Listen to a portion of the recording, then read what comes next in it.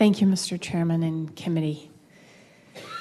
The question before you is a fairly simple one, and the people of Idaho today are looking to you and the vote you'll make tomorrow morning with the question, and that question is, will it be acceptable in the state of Idaho to fire, evict, and refuse service to gay and transgender people in our state? That's the question they'll look to you, whether you vote yes or no tomorrow.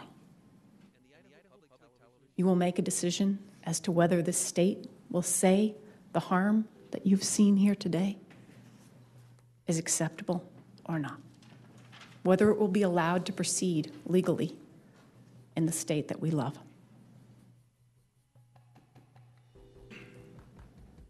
I ask you, when you make that vote, that you remember the stories of the people who have struggled in this state to work hard, to be judged by their work performance and their qualifications, and to live on with some hope that the world become a better place for them, a place where they can grow up and aspire to be who they dream every possibility is available to them.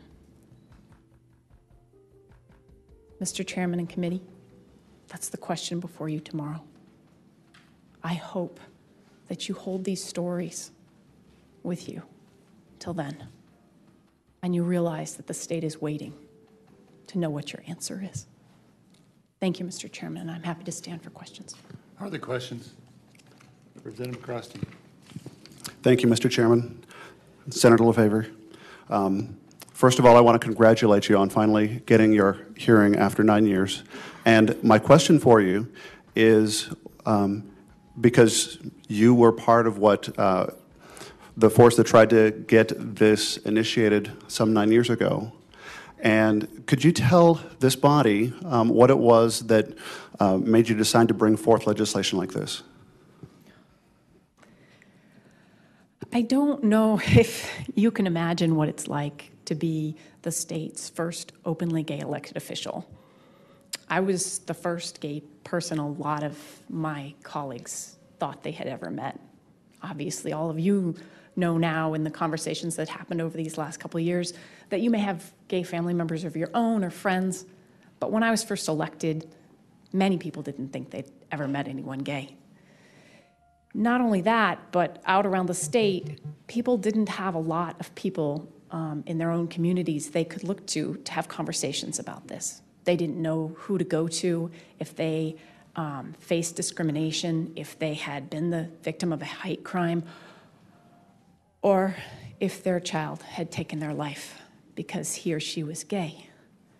And so when I was elected, I started to get phone calls. Those are the phone calls that would have gone to the Human Rights Commission had there been the possibility that they could have dealt with these issues. But instead, people called me. They called me when their kids took their lives. They called me when they were beaten in an alley. They didn't always call the police. A friend would tell them, what my email address was or my phone number. And believe me, after 8 years of that, and trying in every way to get all of you to help me do something about this, I knew it wasn't an option just to do nothing.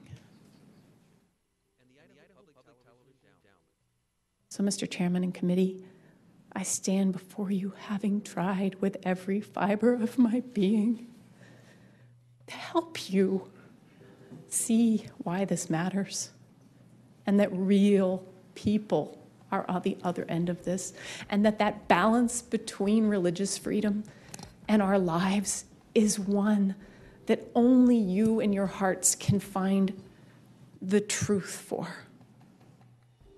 Our laws have had to balance that question in the issues of race and disability and religion over and over and over again, and it is the exact same question. And we have struggled as a state to put in law everything we know how to put to balance that correctly.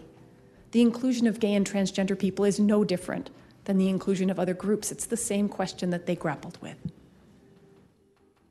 And I hope tomorrow you will just vote to see a way to include us in this very same law.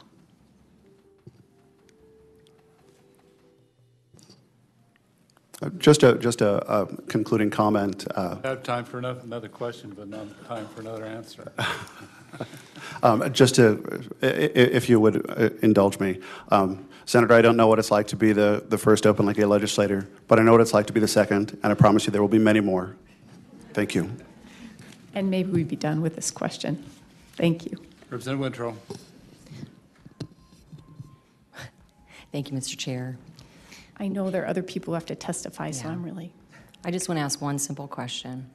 Have you imagined, and all the people who have talked to you in all those years, have you imagined what tomorrow could be like if there was a vote for a yes?